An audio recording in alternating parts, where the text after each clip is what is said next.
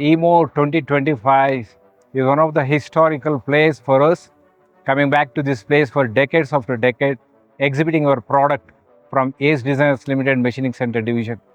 This time we are coming out with two premium products. The one is a model called 1060V, it's a global product, and the another product is a 540G. The market potential today is to the tune of around $60 to $80 billion globally, and Europe contributes for around 25% of that. And also this upcoming with the graphite machining, it talks about $2 billion, the global opportunity, and Europe again contributes for around 30% of that. And these two products and the segments are expected to grow with a CAGR of 10% and also getting doubled in the next 5 years of time. We are focusing on digitization and the sustainability.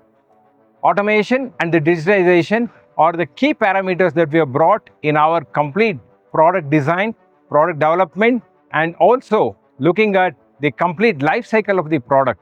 The products which we are bringing to this particular market, the European segment, they are all CE certified, and we have the products defined with the IE3 and IE4 motors, with energy efficient motors, 20 to 30% of the saving that we are looking at on this particular aspect. And also the products are automation ready product, where we can integrate with the loaders or the automation, the robots,